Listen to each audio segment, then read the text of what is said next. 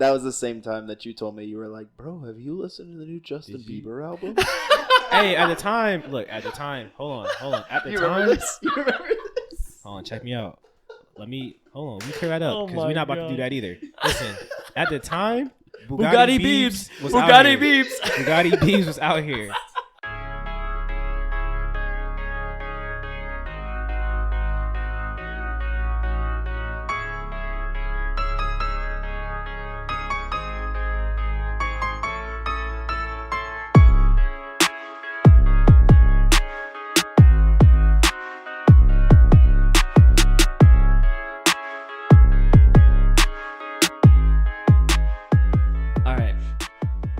Welcome back to the Responsibly Irresponsible podcast. This week we have a guest, Tony from the 3OT podcast. Welcome. What's going on? Thanks for having me. Yeah.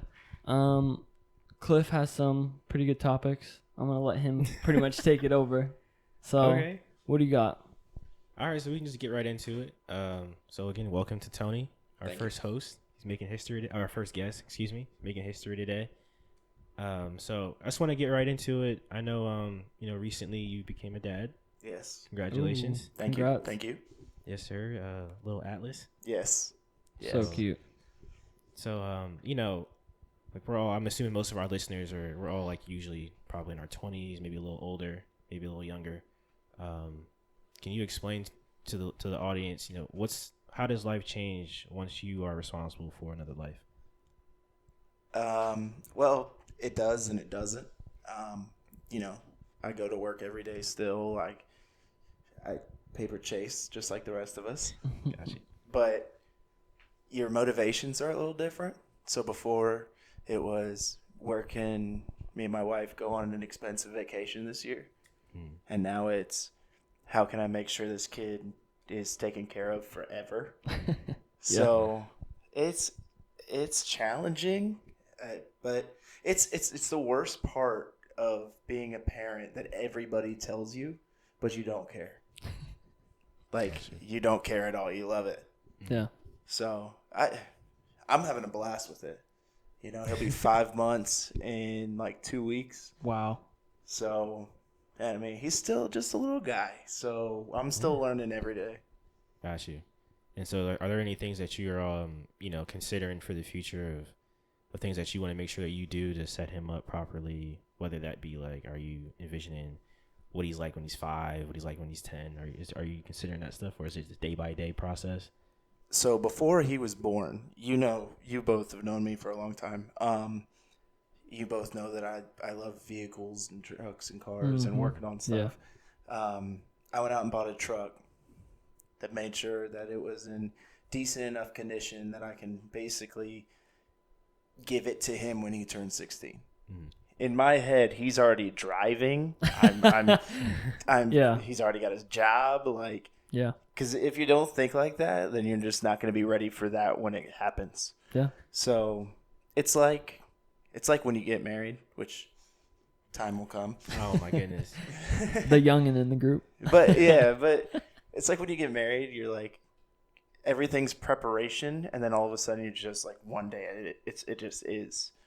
And I'm sure KP will agree. It just changes. It's something that you can plan for, but you can't plan for. Right. Because once it happens, you can't really stop it. You can't be like, okay, whoa, let's cool down here and time out. Yeah, let's go over this. It's like, it's a roller coaster, and you're going down. And no matter how much you think you're ready, it's something that you've never experienced, so you're not ready. You don't know what to expect. You don't know what's around the corner. That's why in the previous episode when I was talking about having anxiety about 2020, I think the only reason I have anxiety for 2020 is because when I got married, everything changed. I kind of could predict what was going to happen throughout the year when I was single.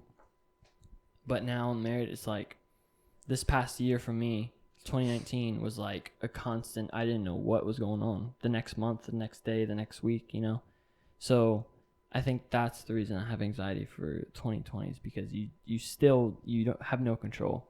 It's just you're preparing for what's around the corner. So being that both of you are, you know, married individuals and I'm not, could y'all speak to, I mean, I know obviously life changes when you guys get married, but can you guys speak to, like, what's the positives? Give us the good side. Like, I mean, you guys married your best friends. That's one of the positives right there. Yeah. Is marrying your best friend. I mean, I want to say a lot changes, but not a lot changes at the same time. There's a different dynamic, but I think a healthy relationship, when you're friends with someone and you get married, that dynamic shouldn't really change. Agreed. I mean, it should be pretty much the same thing, except you're spending every day with that person now. You know, you're not just dating, you're not just, you know, on the weekends. That person's around all the time. Yeah.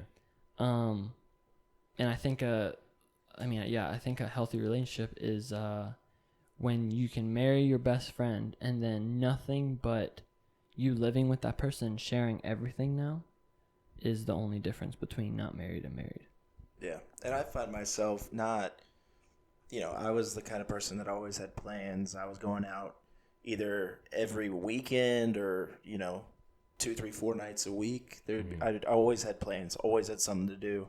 And now I am much more content just chilling at home with my family.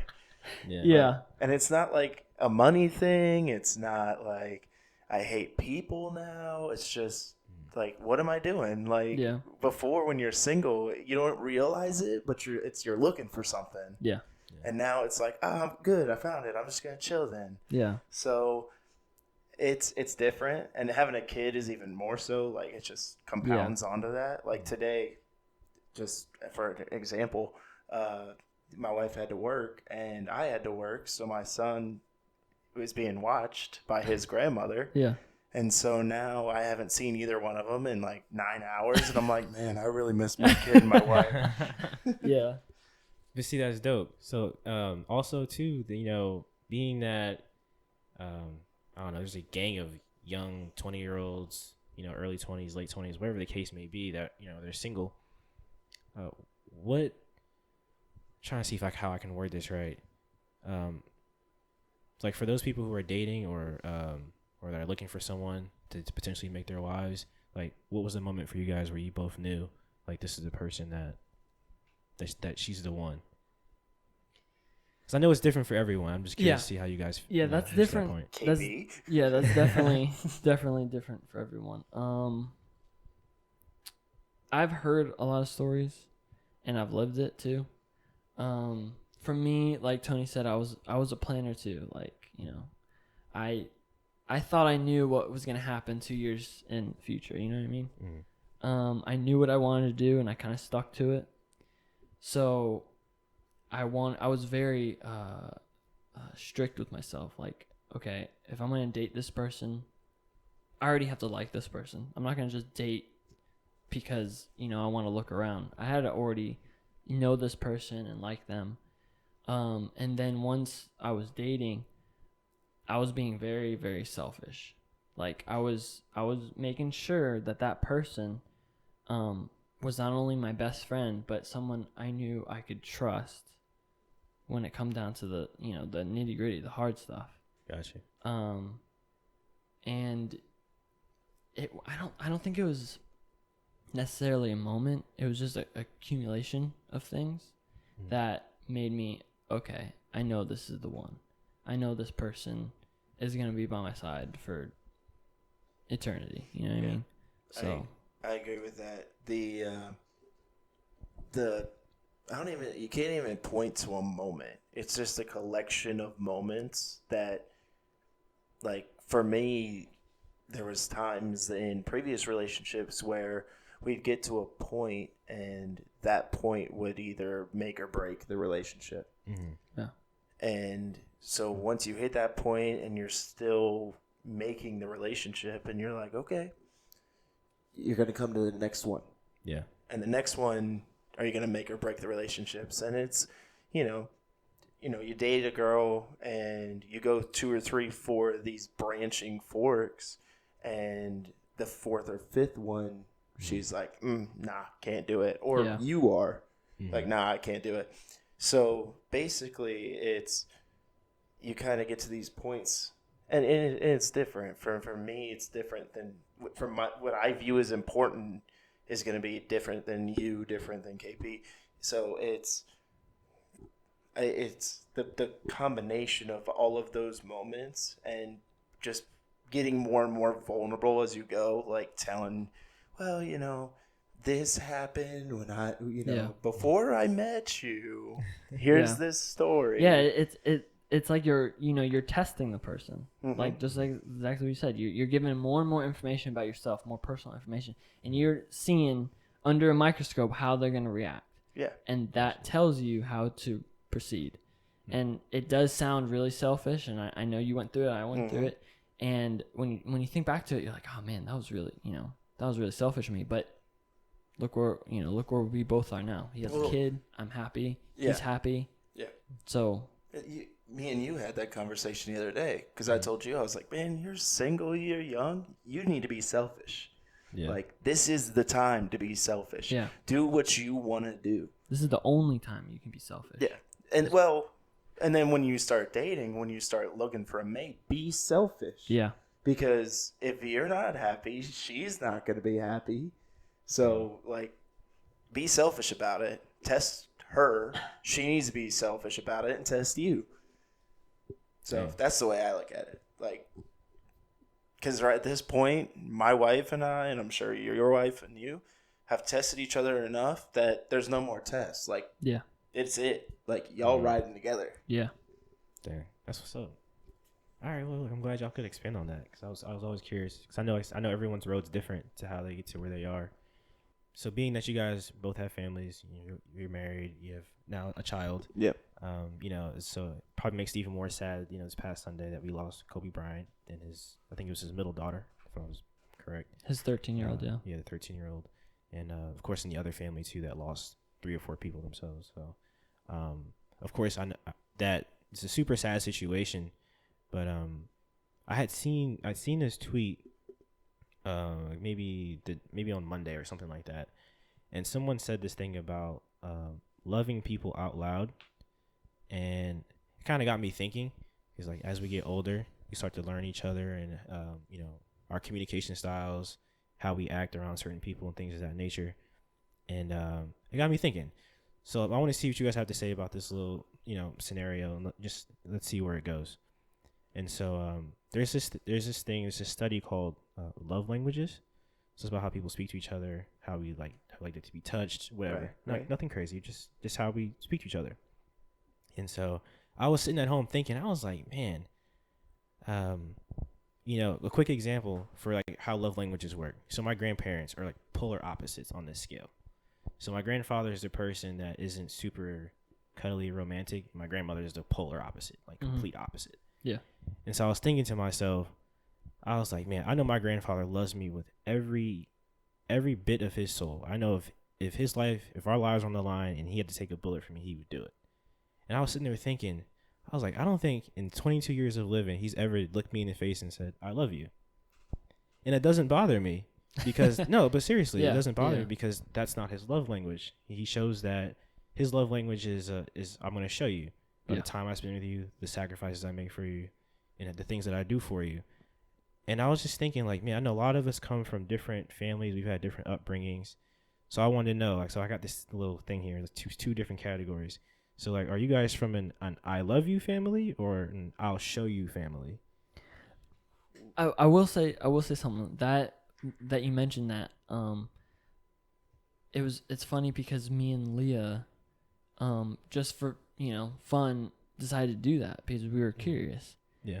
And it's kind of eye-opening to know what your love language is because it's really crazy because knowing, I think in marriage it's very important, almost necessary to know your mate's love language because otherwise, you're not going to know how to make your mate happy or, show that your wife or your significant other, you love them.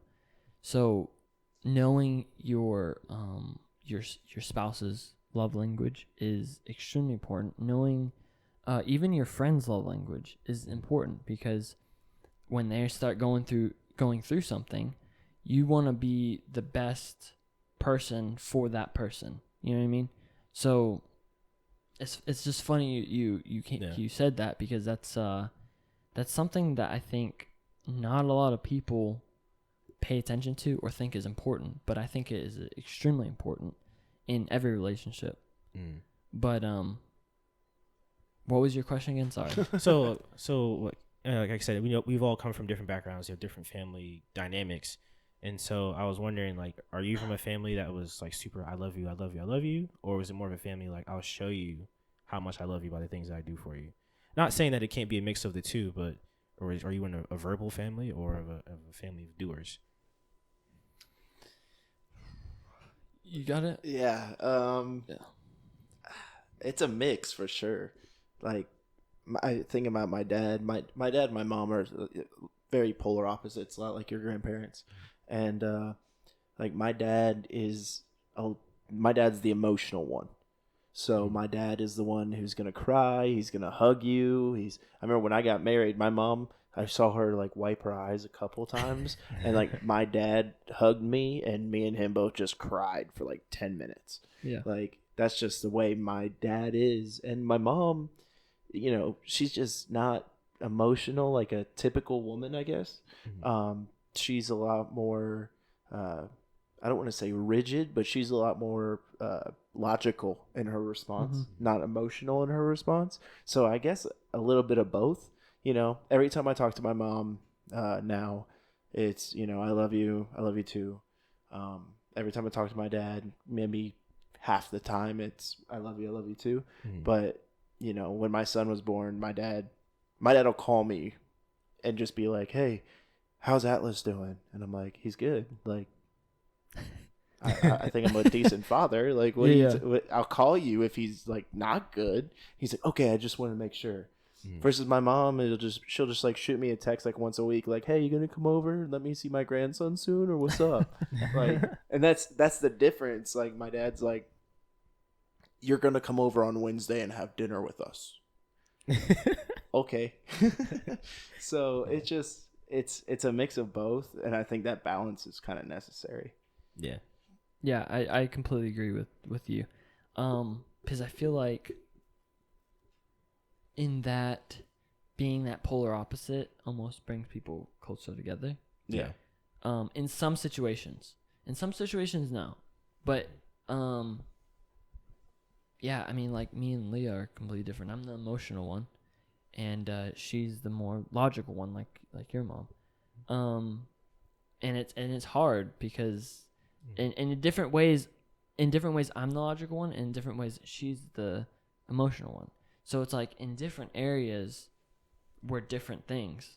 So it's like that crazy mix of all these factors that, knowing your friends, your spouse, your parents, love language comes in very important, because in some situations they're going to need a hug. In other situations they're going to need I love you, and leave them alone. Yeah. Absolutely. So yeah, and me from my family, I honestly can't put a finger on it because when I was growing up, my parents didn't really give me a lot. We weren't like financially, like we didn't have a lot of money, but my dad made good money. But every time I ask for something, it's like, you go buy it. I'm not gonna buy you that. So I grew up like knowing, I need to earn my own money, and my parents aren't gonna, even though I know they love me, they're not gonna buy me something just because I want it. You know what I mean? So that was one aspect. That's love in itself. Yeah. And through teaching. I'm so glad my parents did that for me, because now in life with bills and stuff I get, I think about everything. Money wise, and sometimes that comes to my fault, but like when it comes to money, because they taught me that way, I know that stuff isn't just fall in my lap. You know what I mean? So in that way, I'm so thankful for them. Their marriage was very toxic. They actually got separated, And it's a shame because in some areas they were perfect for each other, and in other areas, in most other areas, they were very toxic, very not good for each other. And that's where coming in, you know, learning your spouse's love language, because I feel like if they actually took the time and actually learned each other's love language, it would have been a different story, and they could have, you know, turned things around. But, you know, I'm not them. Yeah, no, I agree with you. Yeah. I think I agree with that analysis, because I think a lot of new relationships and young people, even older people still, they don't grasp that concept. Yeah. And it's detrimental in big ways, because I think that's a bigger part of me saying words is like, if I can't understand what you need, then it's always going to be some type of a problem. Yeah. I think about my grandparents. We always joke around. They've 11 kids, and they hate each other. Yeah, man. And it's like, they're together. I mean, they're going to be together till forever, but I feel like they just never got to know each other beyond raising children. Mm-hmm. You know what I mean? They were raising children the majority of their lives. So by the time that they didn't have any children in the household anymore, they didn't know who each other were. Yeah. You know, they kind of lost their marriage being parents. Yeah, and back, you know, to what you said about the younger generation coming to that area of, you know, dating and getting married. A crazy I can never say the word statistic. That I'm not gonna even try it again. But 40 to 50% of marriage ends in divorce. Yeah. As of 2012. That was a long time ago. No, another question for you guys too, since like I said, you're both married, and I'm observing because I'm on the outside looking in here, taking notes. You know, like I said, and also we've all had different parent dynamics through the three of us. Do you think, do you think your example of your parents when you were younger, does that shape your marriage in any way? Do you brush it off, or is it something in the back of your mind? Did it shape any of your decisions when it came to picking a mate? Was that a big deal? That was, I mean, for me, that was a huge deal. The biggest thing about friendships or relationships is knowing that person's flaws, because everyone's imperfect. Mm-hmm. Everyone's going to have their flaws, big or small. And you kind of learn at a, you know, older age, like young adult, your parents' flaws. Sometimes you over exaggerate them because we're all crazy. Yeah. But knowing your parents' flaws and what they did wrong and what you want to do right, that was a big factor in picking my wife, because I knew, because of my parents' toxic relationship, I knew what I wanted and what I saw and what I didn't want. Mm-hmm. So, yeah, I mean, you have to really know what you're looking for and what you're not looking for. Mm-hmm. Yeah, I think I was a little different just because I was older. Mm-hmm. I was 26 when I got married. I did 26 when I got married, and I know by then I had, you know, I wouldn't say grown up a little bit, but kind of I knew myself. Mm-hmm. And at that time, my parents weren't doing well in their marriage. Since then, they've worked things out, but growing up, you know, I didn't understand their dynamic. Let me put it that way. Like, I was telling my mom the other day, I was like, I never knew that we were broke. Like, I never knew. I just never knew. I just really liked ramen as a kid. Like, I didn't know. I had no idea. But it was like, you know, that because they never spoke to us about if they were having a problem. Mm-hmm. Financial, you know, mental, emotional, marital, like none of that stuff ever got brought up. It was just, they were cool, worry about us. Like, the kids need to worry about their grades, not the family. Yeah. And then as I got older, I kind of realized my parents weren't these like perfect specimens of people that they've kind of, you know, they unintentionally built themselves up as. And I mean, you look at your parents as heroes when you're growing up. Yeah, exactly. No matter when you're a kid, I think growing up, you ignore a lot of the stuff that's bad about your parents, because when you're growing up, that's kind of the only person in your corner. Like, you go home, you see them every day, you confide in them. I mean, of course we also have friends for that, but growing up, you grow up as your parents are your heroes. Your parents are perfect in your eyes. And then when you're growing up and you realize they're not, sometimes that can be, a little strange. It's a little sobering. Yeah. Yeah. Well, I mean, it's like like you said, like, they're in your corner, but at the same time, like, you're just like, oh, everyone's parents do this. Yeah, exactly. Because you don't know. And then when you grow up a little bit, or even like when you get married, and it wasn't until I was married for a few months that I was like, wait a minute.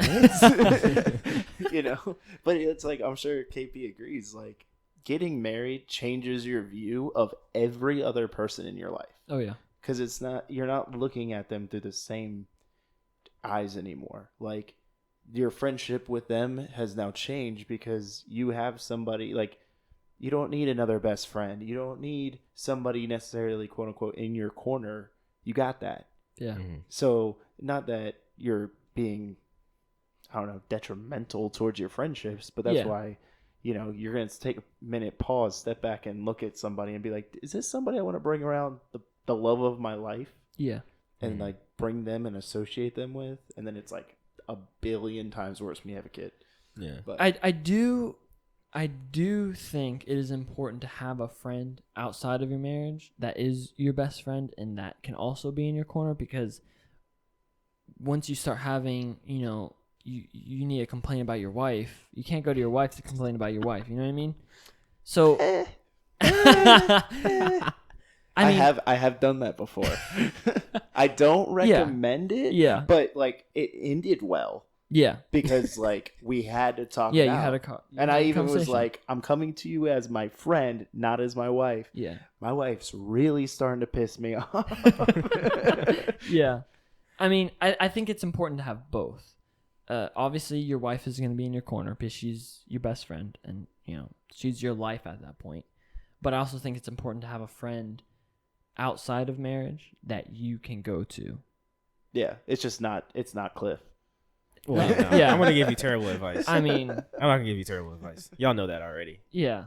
No, yeah, I agree with that. You need kind of a checks and balances. Yeah. You need to be told that you're being the jerk sometimes, Yeah. or that, hey, maybe you guys should talk this out because she needs to understand how you're seeing things. Yeah, and exactly, you have to make sure that friend is not a yes man too. Yeah. Because Exactly. you don't want to go to your friend and have him amp you up and then go back home to your wife. You know what I mean? Yes. So it's like, you have to have someone that balances you out.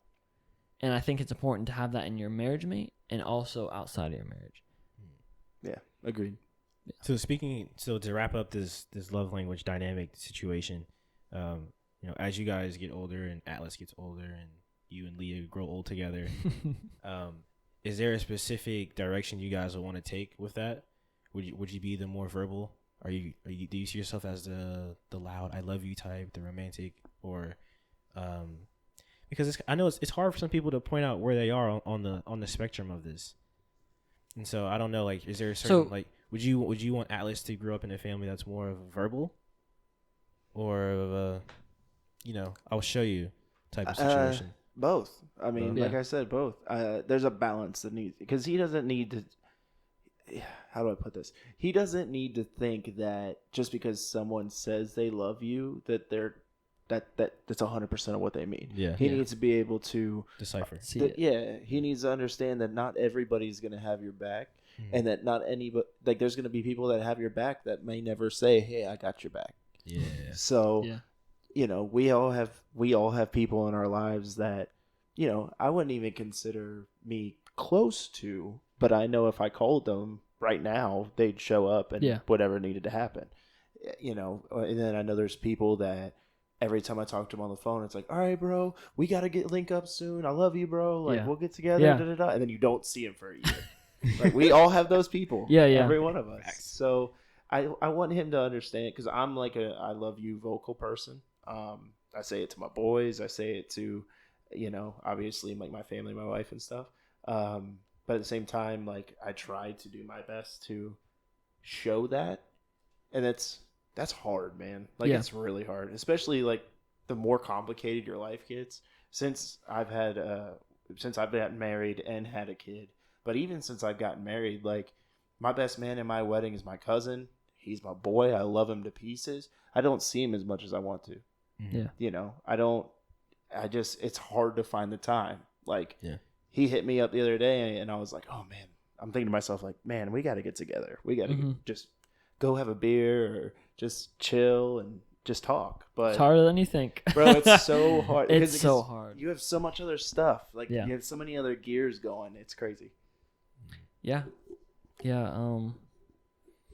And I wanted to say one last thing about telling people you love them. I think it's ultra important to let your love mean love, because when I was growing up in past relationships, love didn't mean anything to people. Like, I love you, that didn't mean nothing. That was like, oh, I like you. You know what I mean? When I say bye bro, love you, I mean that. I make sure that every time I say to someone I love them, I mean that from the bottom of my heart. Yeah. And for some people, I love you doesn't really mean anything to them, and like, that's them. But to me, when someone is saying I love you, I know that person loves me. You know what I mean? That's how I perceive it. Right. Yeah. So let your love mean love. Yeah. Spread love. Yeah. Yeah, I like that. That's probably gonna be the title episode. Spread love. Spread Let love. your love Yeah. mean love, spread love, all that. Yeah, I like that. And so I know the other day, we were talking in the car about, the inevitable way that this game ends. This game called life ends. Unfortunately, if we live long enough, we're gonna die. And it's something that I don't think a lot of the kids our age, well, we're still kids in the grand scale of it. Y'all are. Well, I mean, bro, like what's the average lifespan for an American in the U.S.? What's it Probably like almost 65, 80? 70, 80. Yeah. Yeah, Yeah, somewhere bro. Between 60 and Yeah, you're not 80. even halfway there. You're a kid. Yeah. I'm close though. And so Midlife Alzheimer's is right around the corner. I'll go through a midlife crisis right now. You got podcasts going on. And so we don't ever talk about the end. And unfortunately, like when we see people pass, or icons, or people who are prominent figures, it always makes everybody self-reflect and think about, like, what type of impact are we leaving on people? What could I do more? What could I do better to help, not necessarily leave a legacy, but just leave the biggest impact that you possibly can? Because obviously our everyone's days are numbered in one way or the other. And so and you have a child now too, so I'm sure you think about that even more. So you do a lot more math when you're counting for somebody else's years too. Yeah. So give me your thoughts on that. It's like, how do you guys feel about does that shift your viewpoint on how you want to do things while we're here? Absolutely. Yeah, I agree. Yeah. It's ever since I've always kind of been just a numbers person, so I'm always like, I'm 30. By the time I'm 45, this person would be, okay. When the moment I had a kid, like, I was in the hospital and I did like the quick hard math, like, okay, I'm 30. My dad is almost 60. My mom's in her mid 50s. Like, dang, are they going to be around long enough to see my son graduate high school? Mm-hmm. Yeah. And, I've already done the math where I'm like, his great grandparents, on my side at least, like, they're not going to be around long enough for him to Remember them. Yeah, probably. I mean, Yeah. he'll probably be in elementary school by the time they pass away, and it's, not saying that like I'm hoping for that, but just there's a realism. Like, these people aren't going to live forever. Mm. So, like, I'm very conscious about like making sure my family, my parents get to spend time with my son, because, when my dad, I hope he lives into his 70s and 80s, but he'll be 70, my sons will be like 10, 11. Yeah. Mm-hmm. Are you going to be able to handle a 10, 11-year-old when you're 70? Like, Yeah. It ain't going to happen. So he's got to enjoy him now while he can. But I do that all the time. I mean, my wife's parents are young, so they're gonna be around forever. Like they'll see him probably get married, and, you know, all the stuff. Yeah. But you know, it's hard, man. Like you do that, you start doing the hard math, and I do that. You know, I love sports, so it's, you know, I'm gonna be 45 and my son's 15. Am I gonna be able to teach him how to throw a football or catch a baseball or you know, beat you in basketball, Cliff? But it's all that stuff. I might go out and get a few W's. But. It's all that stuff though, where it's just like, man, did I wait too long to have a kid because of all this other stuff, or you know? But you know, flip side of that is I'm like, man, I had a kid too early. There was still so much stuff I wanted to do, but that's that like young, selfish person still, you know, wanting to party all the time. Yeah. I mean, I know it's a weird question. It's a weird question because we don't talk about dying a lot. I think it has to be a healthy balance. We can't focus too much on dying because we're gonna miss out on living. Yeah. And we can't focus too much on living because we're gonna die. You know what I mean? Like when I say focus on living, like there's people out there that think, okay, I need to do the most extreme stuff now. Because, you know, as I get older, you know, I'm not going to be able to do those things. I have to go skydiving. I have to, you know, jump off cliffs. I have to do all this stuff. It's like, yeah, you might not be able to do that in your future, but it's like you still have to have the respect for your own life. You still have to get to that future. Yeah, exactly. And once you get married, your life isn't just yours anymore. It's also your wife's, you know, because your decisions based on what you do affects your wife. If you die, I mean, you might leave your wife a little money, but you're not there. You're the breadwinner. You're the, you know, her emotional support. You're her other half. So it's like when that person loses that, and vice versa. It's, you know, you have to think about yourself, and you have to think about your family, and you have to think about your significant other, your friends. And I think that's once you get married, that's when that selfishness starts stopping. Like it's almost like you can't be selfish anymore. In certain areas you can, but like for the most part, people are relying on you, and people love you, and people need you alive. You know what I mean? Yeah. So, I mean, wait till you have a kid. It gets worse. I wanted to go to Japan this year, and then I'm pregnant. Like, oh, well, guess we're not going to Japan this year. I don't think you're going to Japan anyway because of this virus stuff going on. Yeah. Real quick before we transition into that, it's another tough question, but I'm sure you guys can come up with an answer. So what would, let's say, you know, once we get to the end or whatever, when we're done, or you're on your deathbed or whatever the case may be, what would you prefer your impact to be? How would you like the people that are behind you to remember you? Oh, shoot. Oh man, you should have told me about this earlier. Yeah. I mean, honestly, I just want people to remember me as someone that spread positivity and love, you know? If they don't remember me for anything else, I want them to have a very positive outlook on me. Yeah. I want them to know that I was always, love was my first interest, at heart. Love was my first interest at heart in anything I did. Yeah. Your intention. Yeah. Love was my first intention. Gotcha. Because I mean, there's not one thing I want someone to remember me about, you know? Like, I bought that car, or I got a house, or I got married. I don't want people to remember me by that. You know, I just want them to think back on me and like, yeah. That's a really deep, really hard question to answer. Yeah, it is. It is hard, yeah. Honestly, for me, I hope my son, I can instill the best of me in my son and leave all the crappy parts out. Like, but that's all the legacy I need. That's it. Like, for me at this point, like let little homie run it. Like that's it. Dang, you're such a dad now, bro. I'm so old. crazy. I feel it. I'm just trying to bring out the sweats and just I'm just gonna subscribe to a newspaper for no reason. Yeah, I'm out here.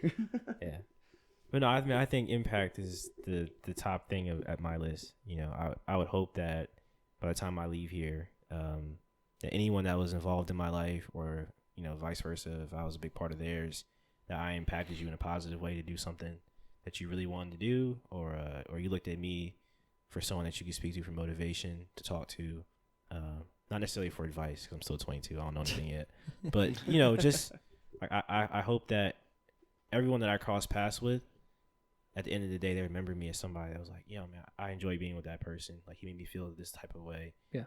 You know, he had a positive influence on me. And like you said, well, I mean, that's at the end of the day, to me, that's what love is. It's like, I want everyone to, you know, be the best of what they can. And, yeah, man. I'm glad y'all can answer it, though. It's a tough question. I wanted to pull on the heartstrings a little bit off the top because yeah. I hate written responses. And, I really want to know. And on what you said too, everyone you cross paths with to remember you, that you impacted them in some way. I think that's important to keep in check as well, to not go out into the world saying I'm gonna impact everyone. Like I'm gonna be that person that everyone loves. Yeah. I think it's important to have that balance, because once you start focusing on everyone perceiving you that way, then your priorities get very skewed. Yeah. You stop being yourself. Yeah. And the best way to impact as many people as possible is to be yourself, because there's only one of you. Yeah. Like you're one of a kind. Every person on the planet is never going to meet somebody like you ever again. Yeah. Yeah. So every time that you meet somebody, you being yourself is a unique experience for that person. And that is such a beautiful thing. Like, I think we take for granted that everyone in this world is their own person. Yeah, for sure. And so much different than everyone else.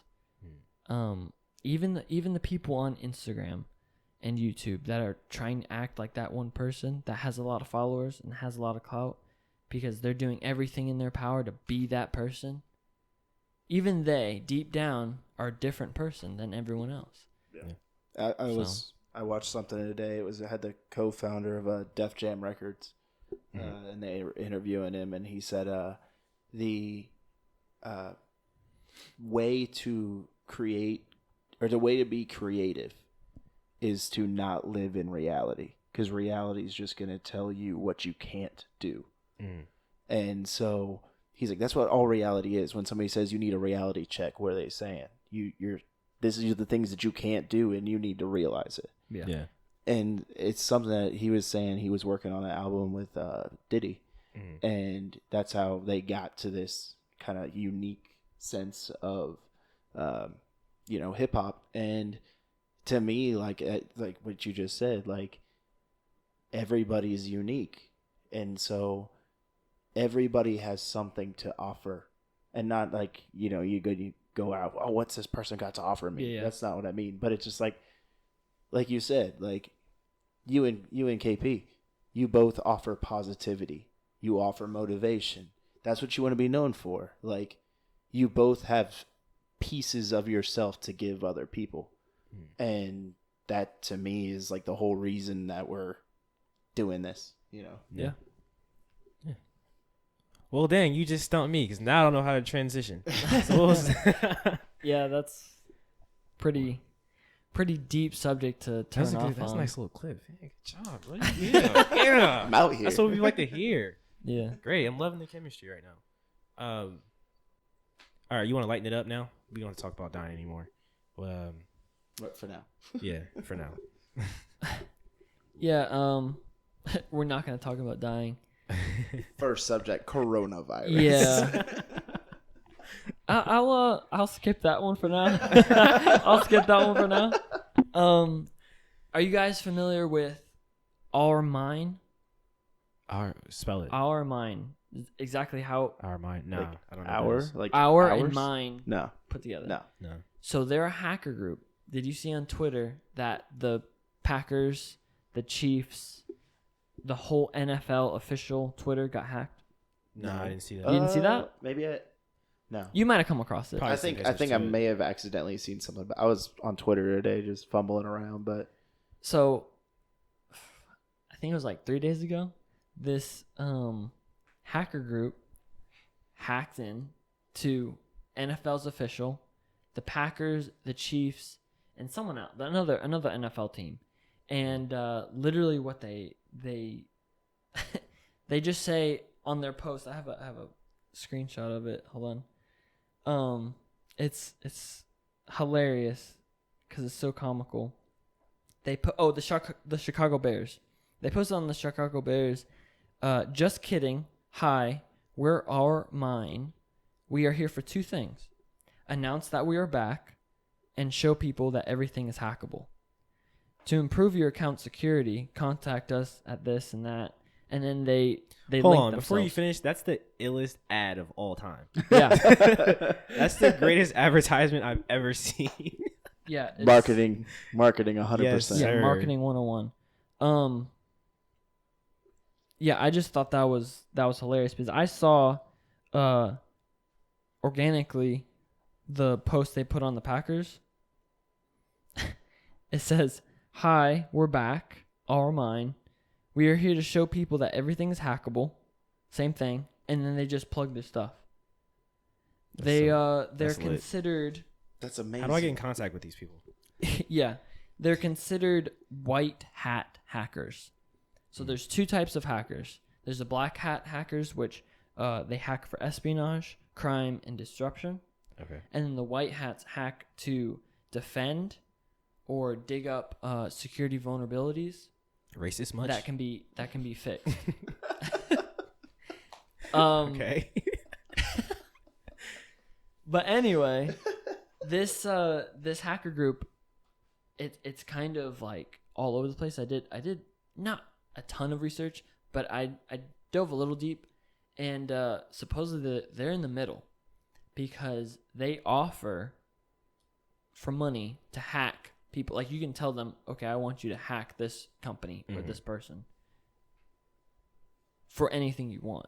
So that's kind of black hat ish, but yet they're going around and to spread awareness, they're going to these crazy pages like the NFL official page saying your security is not good enough. That's And just we're the here. coldest We can intro fix ever. it. That's just the coolest intro. It's like, Yeah. oh, y'all forgot. We still here, though. Yeah, so they said we're back. Supposedly in 2016 they did the same thing with several celebrity accounts like Britney Spears, Brad Pitt, that kind of stuff. Same thing, same message, nothing changed. And then in 2017 they hacked a YouTube group that had over 1,000 channels connected to this like brand, and on all not all, I don't think all, but like a lot of the channels, they changed like their bio and like their description of their videos to just advertise themselves. And I thought that was hilarious. Yo, I'm a fan. Can I? Send me that. I want to reach out to them. Tweet it. So I'm gonna tweet them because that's cool. The thing, You I just- wouldn't. just tweet it on the Responsibly Irresponsible Yeah, I'm gonna podcast. Be tweet it like, on oh, there. we got hacked. Yeah. But I thought that was super interesting. And a little like side note, when I was doing research for this, I went on a news site and I was working and I had something come up, so I copied and pasted the article, and I don't know what the hyperlink was, but there's a hyperlink under their name, and I was scrolling through my notes and I clicked on the hyperlink and I had a heart attack because I was like, is this going to their page? Where is it going to? Because it brought me to a dead link, and I was like, oh my god, like what just happened? Did I just get a virus on my computer? Like, did I download something? And I was like, I was legit freaking out. Like, I checked all over my phone. I turned it off. I deleted my web history and data, and I was like, Oh, God, looking they up, got you can shook. my iPhone get hacked? Like, Everything can get yeah, hacked. everything can get hacked. They said it in their Twitter posts. Yeah, but I thought that was That's that was the funny. greatest ad ever. Like, I am baffled. Supposedly, that's the dopest thing I've ever seen. they just show up and then they disappear. Yeah. Yeah, So, once they just get a enough reminder. customers. Yeah. Yeah. So like, we're doing a little bad this year. Go The- hack some people. The NFL official. You know how many people probably saw that before it was taken down? Yeah. A lot. Yeah. Money. Yeah. Money. Yes, That's crazy. sir. But I thought that was funny. That's like guerrilla marketing, like next level right there. That's amazing. I've never seen anything of that caliber. I'm a fan. I'm a super fan. Yeah. If they're hiring my boy Cliff here, Yo, let me in. do your plug. Do your plug. Like, I don't know anything about hacking. I can type fast though. So be good.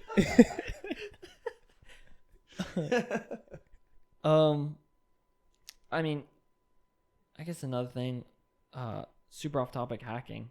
I came across an interesting tweet by Sony. I have a question. What do you think the top selling game console is? I'll probably guess Xbox One. Of all time. Of all time? Yeah. 64? Nintendo? Yeah. It might be the original place. No, it's probably PlayStation 2. Is it? It's probably Yeah, PlayStation. it's PlayStation Yeah. 2. Yeah. So That was my PlayStation- era. Yeah. Everybody had Yep. one. Yeah. Yep. PlayStation 2 was 159 million Dang. sold. I had one. I think Oh everybody yeah, did. I had two. I had the fatty and the slim. Yeah. I remember that's the only PlayStation I've ever owned. It's the Really? only one. Yeah. Yeah, it's the only one. So this is kind of funny when I was looking at this. It's like PlayStation is number 1, Nintendo DS, which Yeah. They're Really? cheap they're cheap. They can be played by all ages, anywhere. anywhere. Yeah. Yeah. So they were 154 million, and Okay. then under that was Game Boy, which Everybody had a shout Game out to Boy. Game Boy. Yeah, Game That Boy. was the Legendary. best everywhere. And then PlayStation 4, PlayStation, Nintendo Wii, PlayStation 3, and after all the PlayStations, Xbox 360. I thought that was Dang. interesting. Shout out Xbox Squad. Woo. Yeah, I guess shout out. You need to There's- shout them out. there's- Yeah, there's they're not nice. doing very good. There's 12 of us. Yeah. Xbox One This is the first one. is the It's the last lowest. one. I'm sorry. It's the last one, under the Switch. That's crazy. Hmm. And I was surprised too about the Switch. The Switch is right above the Xbox with only 42 million. Yeah, I have 2 Xbox Ones in my house right now and a Switch. And original Xbox isn't even on here. I'm like 20% of their market. Yeah. Off top. Dang. That's kind of surprising. Yeah, It is. That's I really was, surprising. that caught my attention because I was like, okay, it's gonna be kind of like back and forth with Xbox and PlayStation. I thought everyone owned Sony and- Xboxes. Yes, Yeah, it that's does. what I thought too. Yeah. Because I owned both. I saving up as a kid, I always bought every console. Or I tried to. Whew. Yeah. I wish. Well, when I say I bought every console, I sold the one I had to get the next one. You know what I There's mean? not enough lawns, man. I was mowing, and it wasn't Same. happening. It wasn't same. happening. I was mowing too. That's all I did. You want to go out tonight? No. Could you do me a favor and send me that, or pull up that picture I sent you? Because for some reason it was with all my topics on it, and it's on that right there, and I don't have it. Picture you sent me Yeah, it should be in your text. like today. Yeah, Oh, Just yeah, go I'm to- tripping. Let me hit the. bro. Oh, Does wait. he not know how to use an iPhone? How long have you had an iPhone for? Welcome Bro, to but, like, you 2020. actually haven't sent me any pictures. Is what I'm saying. But he's rocking an iPhone 8 Let me right see now. this. Can you Let give me this see man this. a break? Oh, here Let me we see go. this. Jesus, this guy. It's right here, dude. Come on, What is man. All right, you say you wanted to talk about this. Whoa. Ariana not getting a Grammy. What's that all about? Oh, Billie Eilish stole all Ariana Grande's. She did, Grammys. Yeah. and I'm very upset about that. Yeah, me too. You know how I feel about Ariana Grande. Tell us That's how you white. feel. That's my queen, bro. Yeah, Of course. Whatever. I didn't watch the Grammys though. Respect to Kobe. It didn't matter. I didn't watch the Grammys either. I didn't watch them either. But when I heard that Ariana didn't win anything, I seen your girl Lizzo got like 4. 3. My girl is Your girl Lizzo. Shout out. New that man whole from podcast. Oh, her whole like What, bro? She Whole winning. thing She's she a winner. did, I'm with it. the whole She's a thing she winner. did. What's she do? It was kind of I didn't. Just You all actually of it. watched it? I don't know. just all No, of I it. didn't watch Oh, it, but okay. I watched clips. I mean, Okay. I wanted to be somewhat informed, you know. He runs a current He runs a current. Yeah, I mean, I do current too, events and- podcast. Facts. You Um, got that. but record of the year was "Bad Guy" by Billie Eilish. And even Eilish. she said she shouldn't have won it. Yeah, Yeah, like in her I speech. think a lot of people agreed that Ariana should have got that. And which I song? will What was I the will song? say Ariana, I think she's won something crazy like 35 or more. Yeah, she should Something have 50. crazy amount of Grammys. She needs 70.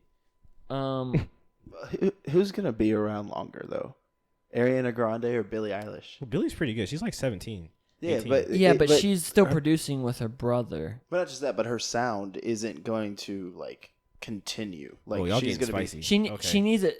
I agree with that. I'm just her saying current she's sound- gonna have to transform into Yeah. something else Her to current- continue. Yeah, her current sound needs a change, but her voice, I will agree, she has an amazing voice. Oh, I agree. No auto tune, she has an amazing voice, I agree.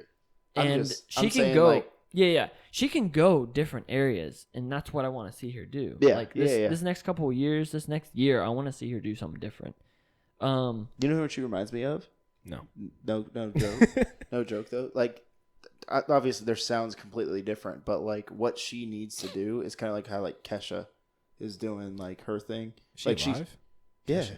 like bro, she's still out putting out like decent albums. No, I'm tripping. Really? What am I saying? Yeah, you're, like, she performed so at lost. Stockton. Shout out to her for performing at Stockton. Matter of fact, shout out to Stockton University for having Kesha come in this decade, because why?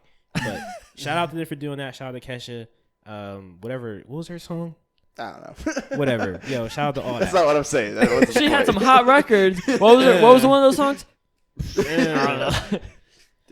I'm married. I don't have just all this information is not in my head. I share it. No, I'm just saying. Like, remember when she came out and she was just like all like party music. That's all she was. Like, Yeah, it was. I remember that. Yeah, and like she kind of like now she just does like ballads. Like she's basically like almost like Adele style music now versus where she was.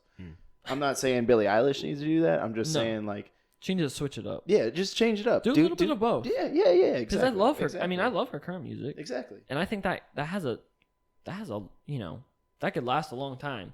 But she needs to mix in some stuff. Yeah, she can't be one dimensional. You got the other winners over there listed? Yeah. So record of the year, the nominees. I know Tyler the Creator got one. Yeah, nominees were for just record of the year, because this is the one I was most I guess surprised about. Maybe not that. It was album of the year that I was surprised about. There's a difference? Yeah. So Record a is a record song. of the year is just Oh. one song. Oh, okay. So it was like Billie Eilish was a bad guy.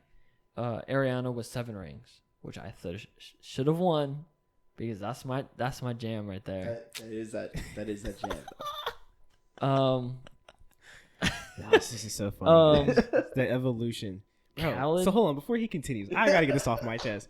Bro, I got bashed. All right, bro. Like, I was like sophomore year of college. I came home, bro. Oh, I was I know spinning exactly what you're mad about to say. Ariana, bro. I know. I was getting bashed. Like, bro, you listen to Ariana Grande? Yeah. Yeah. Y'all gonna tell me Ariana music don't slide? Yeah. But yeah, no, I'm glad that we're all here now, and she's queen, and we all agree. That was the same time that you told me you were like, bro, have you listened to the new Justin Did you? Bieber album? Hey, at the time, hold on. At the You time, remember this? You remember this? hold on, check me out. Let me clear that up, Oh because my we're not about to do God. that either. Listen, at the time, Bugatti Biebs was Bugatti out here. Biebs. Bugatti Biebs was out here. What he doing right now? All that yummy, all that? No. That's not Bugatti Biebs. That's You already something ranted else. that on the last bro, episode. That we done with that. That's not the wave. But that album he dropped in like, what was it 2016, 15? Yeah, somewhere in there. Flame. Do that again. Flames. Like, love yourself and all that. It's Oh, alright. heat. It's alright. Heat. Ran it. He's done. All I right, think go he's ahead. done. You think He'll he's never done? be done. Biebs? It's like 20. He never got started for me. So All right. he had like 2 songs that I was like, oh yeah, high five. I won't just turn the station when this comes on.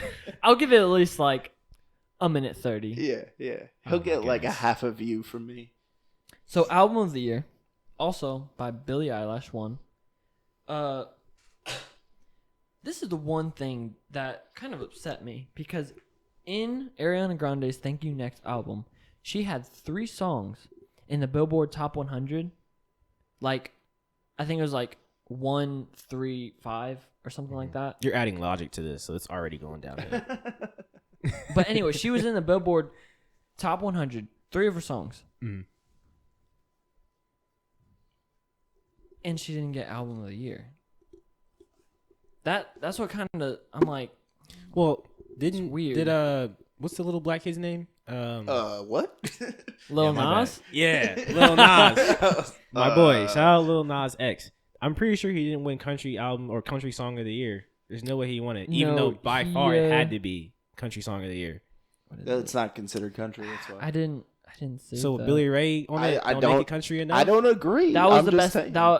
He won the Grammy for duo, Oh, okay. best duo or All right, whatever. bet he got something. They be hating Yeah, on he the got kid. I don't disagree. Or I don't agree with it. I know that they didn't box it in country. Yeah, Whatever. not enough twang. Whatever. Hey, country music slap too. Now, though. best new artist, I completely agree. Billy won Yeah. how by many, far. how many did she win? by far. I think like 5, Yeah, 5 right? or 6. 5 or 6. Yeah. I don't have all of them here. Okay, Bro, like she like Alicia Keyed that. Yeah. All right, Grammy. bet. Let's go. I'm with it. Did you see the Grammy Lizzo one? I don't know which She one had a that few was. of them. The pictures Oh, best pop solo performance. Mm. Beyonce was a nominee, and when you know how like they show the faces like of when they're about to announce Yeah. like who the winner is, she was like going like, oh, Beyonce. And I was like, I thought that was pretty funny. Oh, because She's she knew doing she was that. about to get slandered if Beyonce didn't win. Yeah. Kanye just walks up like, 1 second. Give me that. No. But yeah, when I read all the highlights on the Well, congratulations to everyone that didn't beat Ariana. Or that Cool, did yeah. beat Ariana. Or whatever the case may be. Whatever Ariana was in, she should have won. yeah, I digress. oh shoot. You just push the button because it's. Are you, you want me to unlock it? That's what you're saying? Yeah, he needs gotcha. he needs to unlock it, My and bad. you've got a phone that's Yeah, older than I that's- am. Jeez, what is this? I don't know, dude. It's I a don't even phone. know how to work this Hit old the technology. eye. Are you looking for the pictures? Yeah, I got it. Oh. Because I'm not slow like you. I mean, I'm open about it. We can talk about it.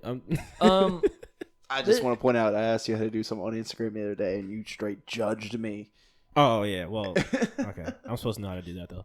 You better know. That's the one thing you should know how to do. Yeah. Twitch is kind of an ongoing update on our podcast. Yeah, I love It Twitch. is. It's a big part of our society now. Yeah, I love Twitch. Huge part. Streaming is crazy right now. Did you hear about any of the drama about the one streamer that was demanding money from her subscribers or No. her viewers? They're all demanding money from From her subscribers? Oh, no. Yeah. From her, oh, that's Like fire. Did she get any?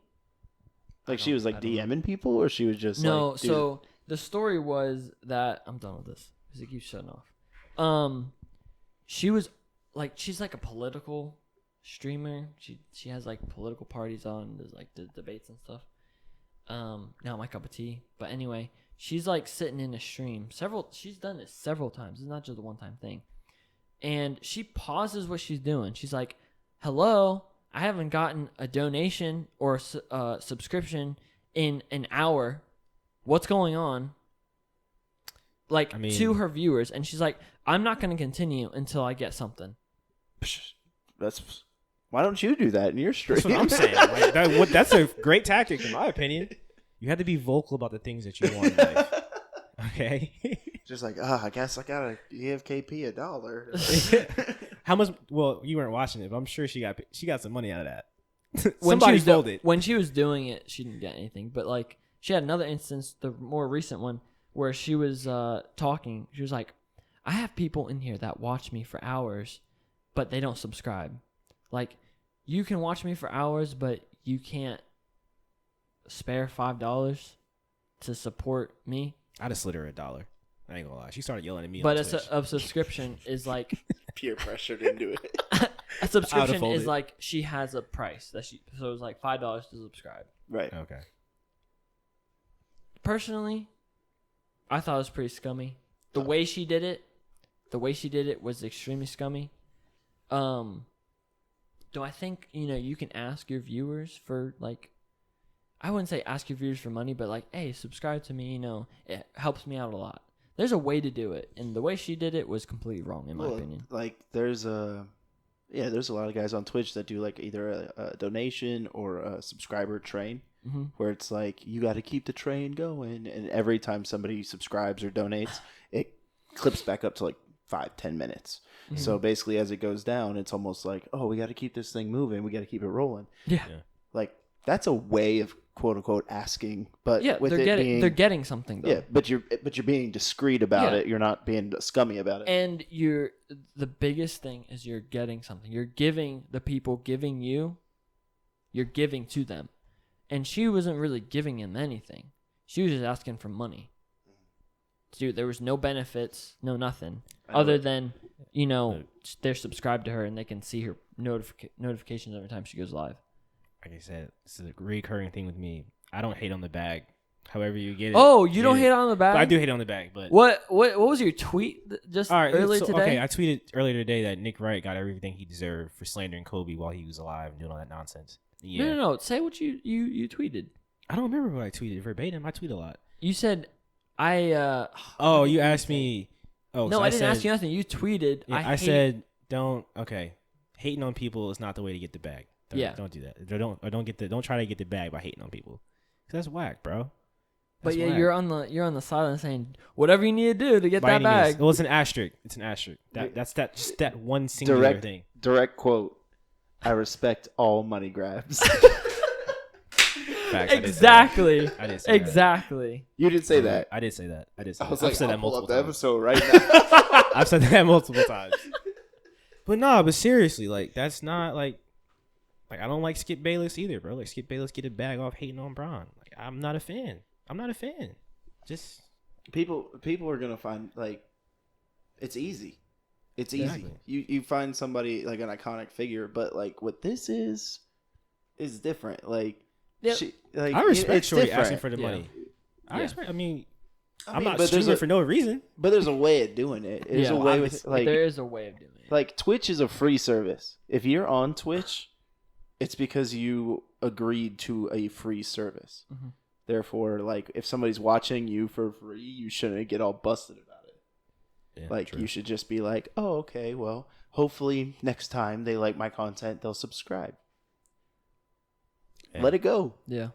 And it's not like, I mean, it is kind of like YouTube in the fact that just watching them kind of supports them too, but not as much as YouTube. YouTube, you can watch your favorite YouTubers' videos, and that's you basically donating to them. Because you're watching them. If you watch it from start to finish, they're getting watch time money and they're getting viewer money, and subscriber money as well. Yeah. But with Twitch, it's like a very minuscule amount you get for concurrent viewers, and for how many people go in and out of your stream. Yeah, traffic. Yeah, traffic. So, but it's very low. That's why they have the subscriber button. You pay it. A little bit of money. Like most people are not over $5. Even the biggest, like I think Shroud is $5, if I'm not mistaken. I don't know. I haven't checked. But just like if you enjoy someone's content on Twitch, like you said, it's a free service. A lot of these people are doing it for their job. Like that's what they're doing. They're entertainers. Just like you're gonna tip your waitress. Just like you're going to walk by that, drummer on the side of the road and give him a little something because he's sitting there and he's doing his most to get whatever he can. So is that payment, like, is it a one-time thing or is it just like a monthly? Subscriber is a monthly thing. It's a monthly thing. Yeah. Right. And you can donate whatever. Like some streamers have like a minimum because if they don't, they'll just get tons of just like, because usually with a donation they can say something. Either voiced through their stream or just like put on the screen. So they had to put a little bit of a cap on it, or else everyone is just gonna put 1 cent and put something random. Yeah. But usually it's like, you know, I think typically it's like 2 and up. You can, you know, donate to however much you want. I don't know, but I hope she figured it out. Tell Shorty I'm a fan. I'm all about asking for what you want, because how would they know? I mean, if I watch you for 5 hours, I'm assuming it's somewhat entertaining, or however long they were watching. Let's say it was 2 hours. If she didn't do anything in them 2 hours that was entertaining, and they're still watching, you might as well just slide me to 5, bro. Because what we doing? What are we doing right now? You might as well just slide me to 5 and just chill out, bro. God. Well, he already said she was like a political podcaster, and she stopped what she was doing to say, "Hey, I need money. Therefore, you're not doing anything. You're not entertaining at that point. You have stopped your job. I'm not going to pay you for you not doing your job." Oh, man. I just love the finesse. I'd have been watching that like, wow, I like her. She knows what she wants in life. Let me put my card information in real quick. I just like if I don't know. There's other ways of doing it. Like she should start a Patreon. Like, you know what I mean? Like there's other avenues to, if you want to watch my content, you have to pay. And a lot of streamers they'll sell merch or something like that. But I think for Twitch it's so easily, they make it so people can pay them. Like right there while they're watching, they can donate, they can subscribe. That's their way of giving to the person they're watching. Right. Like for YouTube, Patreon is a big thing. Go donate if you want extra stuff. I'm gonna give you something if you give me. Go buy my merch. I'm getting the money. You're getting the item if you like it. So it's a give and take. Value for value. And it's when the people come in and they just want to take that. That irks me. I hate that. Agreed. You disagree, but it's no. I have to. I have to agree with that. Okay. I don't know. It's economics. Yeah, I know. Yeah. It's value for value. It's logic. You can't get something for nothing. So. All right. I think we've come to that point where, you know. How much time are we at? We're at 1:30. An hour 30? Mm-hmm. Dang. I talk a lot. Yeah, that's why I want to get to this one topic. You know, I hate to end on it, but I'd hate to not say anything about it, about the legend Kobe passing away in recent. I personally didn't know a lot about him because I'm not a big fan of ball, and I didn't follow him as a personality. But it's extremely sad what happened. Him and his daughter and 6 other people, I believe. Yeah, right? 6 or 7, something like 7. that. Yeah. It was 7. It was 9 total. 9, yeah. Lost their lives in a helicopter accident. And it's comes back to that, you know, life. We don't know what's around the corner. It's really sad. So it was Kobe, his daughter G, a coach for a basketball team, John Altobelli. Yeah, like a lot of them. His wife and his daughter, and 3 other, a mother and her daughter, and then another woman, and then the pilot. Yeah. Lost their lives. Very sad. You know, I know just from Twitter and from doing a little bit of research on Kobe that Kobe touched a lot of people's lives. And I mean, I don't want to dwell on it too much because I don't like dwelling on negative because it's happened. We can't dwell on the past. Yeah. But I just want to quickly ask, like, you being a big ball fan, how did he impact your life growing up and everything? What does it mean to you? What is how are you going to carry on his legacy? Oh, I'll answer both of them. So, what does he mean to me? Like, I strongly disliked Kobe Bryant growing up, and it wasn't until I got older that I realized that I just didn't like him because he was just beating all my favorite teams. But it was just a greatness factor, And I think that Kobe embodied what sports are supposed to be. It's supposed to be something that impacts people, that, it motivates people to do something better. Like, you watch players, you watch your favorite football player, baseball player, whatever it may be, you want to emulate them. And what you would emulate from Kobe was hard work. Everyone knew what he did. Everyone knew what he was about. They know how detail oriented he was. And so, for me, carrying on his legacy, like, the biggest thing I liked about Kobe had nothing to do with basketball, even though he's personally my favorite, but how detail oriented he is something that I'll always carry on. That was the one thing that I always noticed about him. Like, all of his interviews, like, the way that he studies things so intimately, like, every single thing, even how he carried himself off the court with his family, like, every little detail was very important. And I'm not naturally that way, but seeing how successful you can be by doing that and how important that is, that's something that, like, I'll always forever take. He's inspired me to do anything that I want to do at the highest level, and I understand how to do it now because I watched him do it. Yeah. So yeah. What about you? Kind of similar. I'm kind of an old head when it comes to basketball, so I'm always like, Jordan's the best. But I grew up in the Kobe era, so as far as like his professional career, like, until LeBron stepped on the court, nobody was even in the conversation. And LeBron, you can make the argument, but that's irrelevant right now. But the thing that I always appreciated about it is the persona that he had, like you said, like the detail orientation, but not just that, they call it Mamba mentality. So for me, like, my professional life is, I'm in a very competitive job. It's what I do is, I have competition all over. And so for me, it's like, do I have that like kill or be killed mentality? Like, am I going to go out and am I willing to work the extra hours to be better? Am I willing to give it 150% because somebody else is going to be thinking, hey, if I give 110%, I'm going to be good enough. Am I willing to give even more than that?